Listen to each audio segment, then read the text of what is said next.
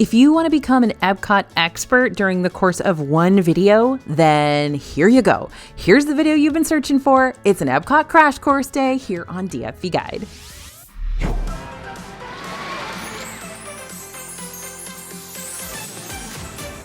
Hey everybody, it's AJ for Disney Food Blog, and we're taking on EPCOT today to answer questions you might have been afraid to ask, but someone else already did.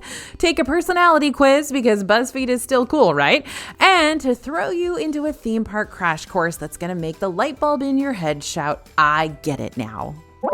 We're starting with our lightning round, and this has become my new favorite part of our Disney World Crash Course series, answering the hard questions that you've asked us before in the YouTube comments at lightning speed. First up, are kids gonna hate EPCOT? No. Disney World Park is a Disney World Park, and there's still tons for kids to see and do while they're here. I loved EPCOT when I was 5 in 1982. That being said, there's a reason why EPCOT often gets deemed as the more adult park of the Disney World Park family. The various pavilions with their cultural gift shops and travel-centric shows and adventurous cuisine and 21-plus beverages do help cater to that older crowd. But if you're afraid your kid's gonna start dragging their feet during your World Showcase deep dive, you can always help keep them engaged by checking out the KidCot locations in each pavilion or downloading the Play Disney Parks app so they can play the free interactive DuckTales World Showcase adventure game. Or if there's a festival happening during your visit, you might want to purchase a festival scavenger hunt board that kids can play around the World Showcase too and redeem for a fun prize. All right, lightning round, question number 2. Which EPCOT festival is the best? Well, you're gonna hate my answer here, but it really is all based on a matter of opinion. EPCOT has 4 seasonal fests that happen each year, and each one has their own variety of exclusive entertainment and merchandise and food booth variations. Oh wait, here's Bria. If you're looking for a DFB Bria favorite EPCOT festival, mine would have to be Festival of the Arts, because I love things bright and creative and colorful, and Festival of the Arts definitely checks off all those boxes for me. The Chalk Walk is one of my favorite things to explore during this time of year, since chalk art is very near and dear to my heart, so I love seeing the chalk artists come out and expressing their creative sides out on the EPCOT sidewalks. Okay, so Bria loves farts.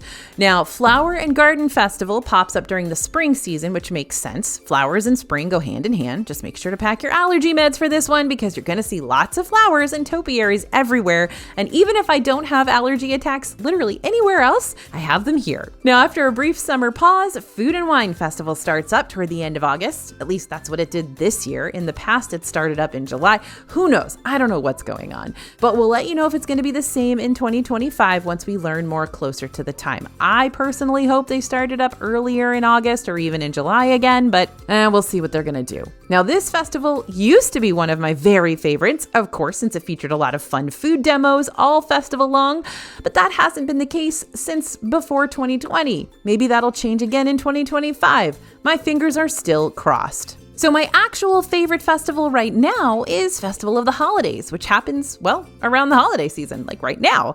Not only do I love seeing each pavilion talk about their specific holiday traditions and watching the candlelight processional over in the America Gardens Theater, but the seasonal food offerings here are just a lot more comfy cozy with much more generous portion sizes. I love a giant, hollowed out bread bowl full of melted cheese. What can I say?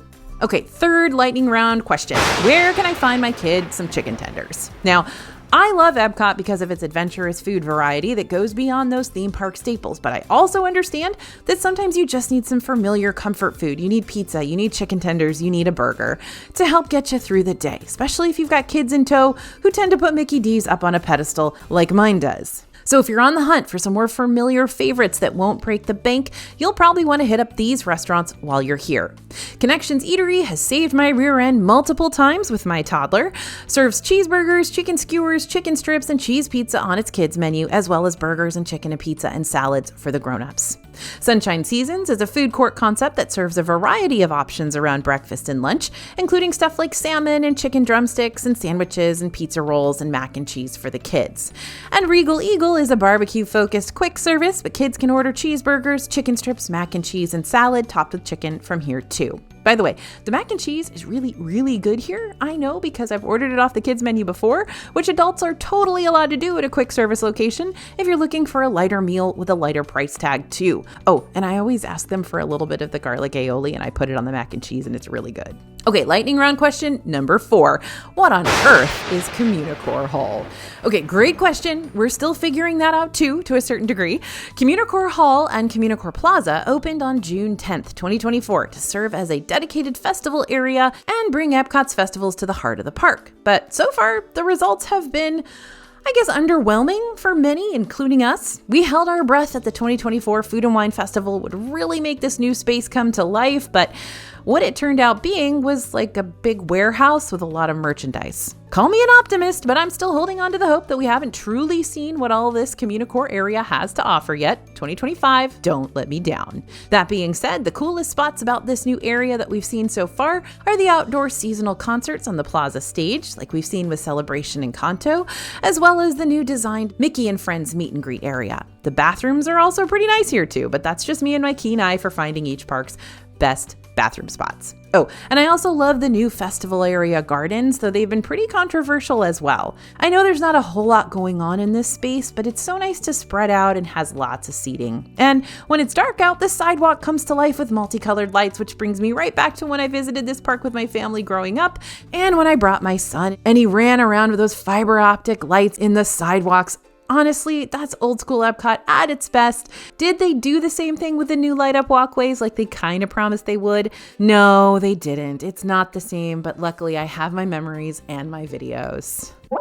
Okay, lightning round concluded. Now we've got a little quiz for you. We're going to do something different. Let's make today's video a bit more interactive. I'm going to have our DFB video editor add 4 pictures onto the screen right now. Take a moment to pick out which one stands out to you the most, and I'll let you know what your picture of choice says about you and your future Epcot visit. Ready? All right, go ahead and choose in 3, 2, 1, time's up. If you chose the image on the top left-hand portion of the screen, then you may very well get emotional when you walk into Epcot for the first time.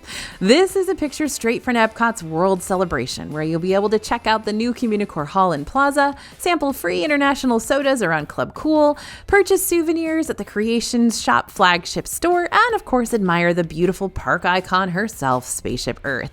If you chose the image on the top right-hand portion of the screen, then I can see you as a person looking for more thrills. Am I right? Let me know if I'm right. World Discovery is where you're going to find the more adrenaline-inducing rides of the park, like Guardians of the Galaxy Cosmic Rewind, Mission Space, and the soon-to-be returning Test Track. More on that later.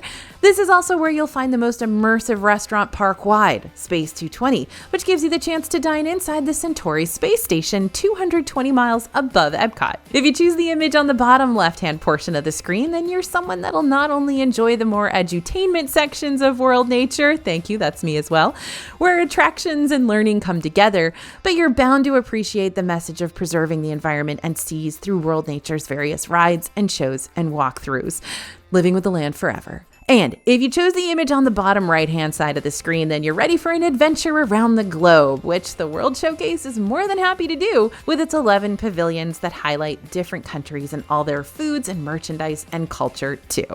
Now, here's what you need to know before you go. Epcot might be one of Disney's more easygoing parks, but studying up on these things before your visit is going to make your Epcot trip so much easier on ya. Here's the new stuff. If you visit Epcot in the first half of 2025, more than likely things aren't going to switch up on you too much. You're going to have the seasonal festivals and the rides that accidentally make you learn things and the numerous shops that'll cause you to suddenly realize you lowballed your souvenir budget. But during the second half of the year, or quite possibly a little earlier than that, depending on what Disney announces soon, there'll be 2 new attractions that you'll want to be on the lookout for. First off, you've got the reimagined Test Track coming back on the scene in 2025. We don't know a whole lot of details around this ride just yet, but what we do know is that once it's reopened, it'll have a brand new queue that'll feature 6 distinct exhibits celebrating the vehicles and the people behind them, brand new show scenes that'll showcase technological advances, as well as a ride through the scenic outdoors, and a brand new exterior that'll be reminiscent of the original pavilion design back when it was World of Motion, yay, when Epcot first opened in 1982. Some people are kind of concerned with what we know of this ride so far because we haven't really read anything about the return of that high-speed whoosh that used to be many folks' favorite part of the old test track ride, but if we hear about the whoosh, we'll tell you about the whoosh. And then there's the Spaceship Earth Lounge that's also slated to open later on in 2025. And yes, we're calling this an attraction because a lounge is definitely an attraction as far as we're concerned here at DFB Guide. This lounge will be directly inspired by Spaceship Earth, the geodesic sphere that just dominates EPCOT. It's going to offer a zen space for families filled with rich textures and warm metallic tones to give it, as Disney says, a mysterious and elegant intimacy. My goodness, I wish they talked about me that way. And from the look of the concept art, this lounge may very well have some amazing fireworks views too. Guess we'll just have to wait and see for ourselves. Now, learn the virtual queue best practices for this park. Per the release of this video, Guardians of the Galaxy Cosmic Rewind still uses a virtual queue instead of a standby one, meaning you can only enter the queue of this ride through the My Disney Experience app. There's also a good chance that whenever Test Track reopens, it might also use a virtual queue system to help with crowd control. Virtual queues can be a best of times, worst of times situation. While we do love the fact that they prevent us from having to stand in a physical queue for hours and hours for just one ride, getting a boarding group for a virtual queue can also be a super nerve-wracking situation since they tend to book up so quickly once they go live. So here are just a few of our best virtual queue practices for whatever queue you're tempting to snag, whether it be Guardians or not. Number 1, if at first you don't succeed, try again. Virtual queues open up at 7 a.m. on the dot, and you can book them no matter where you are, whether it be already hovering near the park's front gates, from the comfort of your hotel room, back at the airport, still in your home state, anywhere. Joining the virtual queue isn't hard. You'll just press the Join Virtual Queue button on your My Disney Experience app, and Disney will lead you the rest of the way from there. The problem is speed. You gotta be quick and be on your app right when the virtual queues go live in order to secure them. However, you will have a second shot to grab virtual queues at 1 p.m. if you miss your first window of opportunity at 7 a.m. You're just gonna need to make sure you're inside that park before the clock strikes 1 for your chance at this second virtual queue drop. So just to recap, 7 a.m. VQ drop. You can be wherever you want to be. 1 p.m. you got to be inside the park for that one. You might also get a third chance of getting in a virtual queue if you're staying in a deluxe resort and the park that houses said popular ride has extended evening hours that night. Deluxe resort guests are the only folks who can take part in extended evening hours, which will give you an extra 2 hours inside select parks on certain nights, which means you can try for that third 6 p.m. virtual queue for an easier shot of getting in line for the ride. Okay, our second best practice for virtual queue grabbage. Confirm your party before 7 a.m. Beginning at 6 a.m., you can tap into the virtual queue on the My Disney Experience app and preset your party. That way, you have fewer things to worry about when boarding groups become available at 7 a.m. or 1 p.m. Just tap on the Join Virtual Queue option, and there you're going to find a button that says Confirm Your Party. Easy enough. And number 3, don't even bother. Wait, that came out wrong. What I mean is that you can skip the virtual queue hassle entirely for Cosmic Rewind if you purchase a single pass lightning lane for it instead. We'll talk more about lightning lanes in just a second, but a single pass lightning lane specifically is a separate pay-per-ride purchase set aside for the more in-demand attractions, which allows you to bypass a good chunk of their standby queue, or in the case of Cosmic Rewind, not have to stress over getting up at 7 a.m. and trying to jump into a virtual queue on the day of your visit. Typically, Cosmic Rewind single pass lightning lanes set you back $14 to $18 per person per ride through. But if you're high anxiety like me, sometimes that's worth it. Now, our next heads up before you go, the best park hopping strategy. If you invest in park hopper tickets versus the standard ones that'll keep you in one park per day, then you'll have the freedom to jump between parks whenever you want. But here's the thing, Disney World is a ginormous place, and park hopping is not as easy as walking from one park to the next like it is in Disneyland. It's gonna take time to cross over into a new park, and when you're at Epcot, some parks are way easier to hop to than others. The best way to use your park hopper when you're ready to leave Epcot and go someplace else is to jump over to Hollywood Studios, since you'll have the Skyliner at your disposal to carry you over from one park gate to the next. Since the Skyliner is continuously running, your little gondola should be able to carry you over from Epcot to Hollywood Studios and vice versa in about 15 plus minutes. Magic Kingdom's not too painful to get to either, thanks to the Epcot monorail. Just keep in mind that once you reach the Transportation and Ticket Center monorail station, you'll need to transfer monorails from there to make it the rest of the way over to Magic Kingdom. The ride usually isn't too terribly long, but if you're trying to get to Magic Kingdom and make it to a dining reservation on time, I definitely give yourself a 45 to 60 minute window for travel time, just in case. Because you're going to need to consider waiting in line at the station and boarding and transferring and getting up to the next park gate and scanning into the park and going through security and finally walking to the restaurant, which of course is going to be like the farthest restaurant from the entrance, because that's what always happens when you're running late. But the park that'll probably take you the longest to get to and from is Animal Kingdom. And that's because if you're planning on just using Disney's free transportation services to get around, Animal Kingdom only uses buses. Now, you might get real lucky and time your bus stop arrival just right, getting there exactly when an Animal Kingdom bus pulls up. But if you time your arrival right after a bus pulls away, it'll probably be another 15 to 20 minutes of waiting before the next one shows up to get you. And then once you're on the bus and everyone's boarded, the trip over to Animal Kingdom will probably take you about 15 minutes as long as traffic behaves. Now, let's talk about the Lightning Lane debacle. I've already given you a little taste of what Single Pass can do for your Epcot day as far as Guardians of the Galaxy, but let's dive into Multi-Pass now. Just as a quick refresher, the difference between Single Pass and Multi-Pass is all in the name.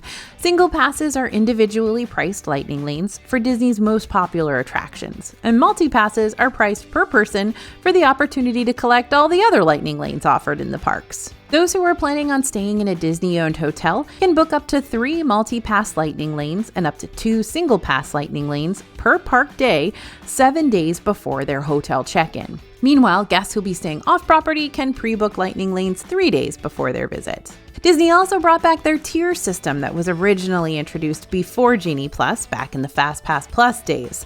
When making Lightning Lane multi-pass selections for Epcot ahead of your trip, you'll be able to choose one experience from Tier 1 and 2, or all 3 experiences from Tier 2.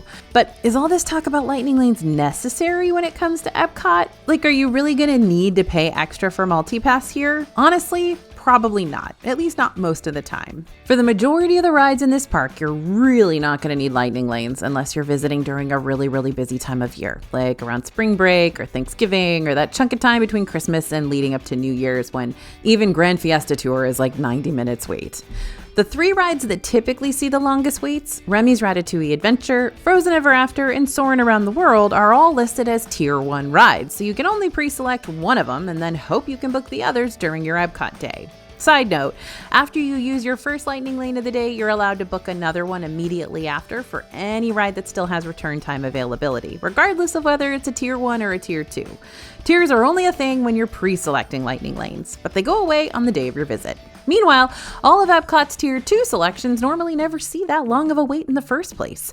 Some of them might even be walk-ons during the day. Even Soarin', one of the top tier attractions, can drop down to 20 to 30 minutes in the afternoon. You just got to keep an eye on the My Disney Experience app so you know the best time to get in line for it. All of this to say, if you do purchase an Epcot Multi-Pass, they can help you bypass the lines for Remy and Frozen, which might be worth the purchase alone. But otherwise, you may want to skip the Multi-Pass purchase entirely and try instead getting on those top-tier rides first thing in the morning or toward the end of the night when the standby queues might not be quite as intense. Want some help tackling every single ride in Disney World during your next trip, though? That's right, I said every single one of them, not just Epcot's, but Magic Kingdoms and Animal Kingdoms and Hollywood Studios rides too. Go ahead and scan the QR code you see on the screen now, or head to disneyfoodblog.com/DisneyRides, and we'll give you a free play-by-play digital guide that'll show you how to do exactly that. Get on every single ride in Disney World. Okay, the next thing you want to know before you go is where to find your coffee. Now, coffee is more of a Bria thing. I'm the soda goblin of the DFB family, which is why you'll more than likely find me hanging around Club Cool when I'm at Epcot sampling those free international sodas. But if you're trying to find a morning, afternoon, or maybe even an evening pick-me-up, compliments of that caffeinated bean juice, here are all the different places you can find a quick cup of joe inside Epcot. There are numerous Joffrey's kiosks, and the winner for most Joffrey's kiosks in a single Disney World park does go to Epcot.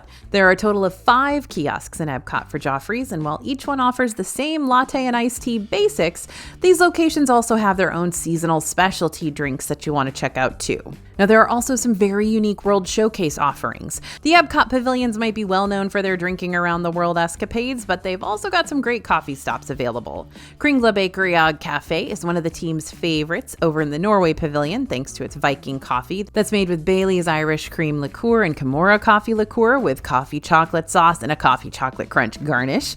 You can also get the non-alcoholic version of this when you order the Kristoff Cafe instead, or you can always stick with a regular Joffrey's coffee from here to complement your Norwegian pastry purchase. Hope it's school bread. Les Halles Boulangerie Patisserie over in the France Pavilion is our go-to spot for a quick, affordable snack, meal, drink, you name it. But if it's coffee you're after, you can grab an espresso, latte, cappuccino, or regular decaf coffee for this quick service. You can even add an extra flavor shot of hazelnut or vanilla to any drink for $1.25. And you might not think about Gelateria Toscana in the Italy Pavilion serving anything other than their famous gelato, but this kiosk also serves espresso, cappuccino, lattes, affogatos, and Americanos if you want to pick up something on the fly to go enjoy out by the Italy Pavilion Bridge. And Connections Cafe. Now, in the past, I've said that Trolley Car Cafe in Hollywood Studios is probably one of my favorite Disney World locations for Starbucks drinks. More for the carrot cake cookie than the coffee, but regardless, I can stand by my word. But if I had to pick a second place winner, I'd probably go with Connections. Not because it doesn't get busy or serve up significantly different coffee drinks or anything like that, but because it has so much seating, which the other Park Starbucks locations are severely lacking. And this has pretty great phone chargers in its seating too. Oh, why do I do this to myself? Okay, fine. I'm gonna quickly make my rounds through the World Showcase and highlight the top restaurants in each pavilion that you might want to add to your Epcot dining itinerary.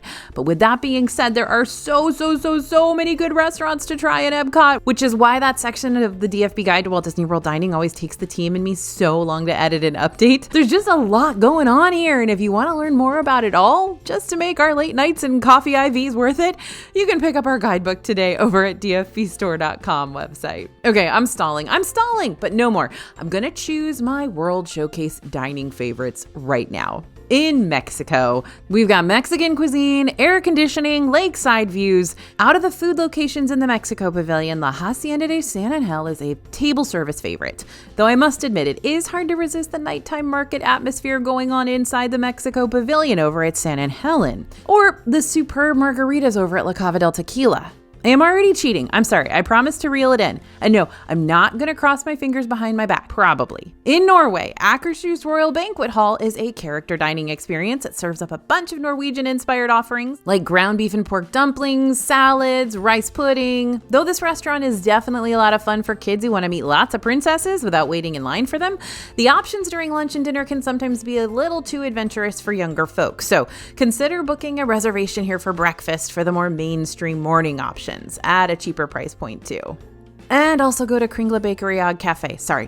China. The China Pavilion isn't always our favorite place to eat, but there's something to be said about the reliable Joy of Tea kiosk here, which will hook you up with boba, cocktails, and $6 pork egg rolls. Or my personal favorite drink, the Tipsy Ducks in Love, made with bourbon, black tea, coffee, cream, and chocolate. In Germany, while Biergarten is the actual Germany sit-down restaurant where you can have an awesome time at an authentic German buffet where Oktoberfest is celebrated year-round with polka music, that's something worth getting excited about. However, if I had to make a choice to eat one thing and one thing only in this section of the park, I'm going to have to go with caramel kusha. This can be identified before you even see it through its sweet aroma alone. Some of our favorite snacks here are the caramel corn, the caramel covered crispy treats, the caramel butter bars. You seeing a trend here?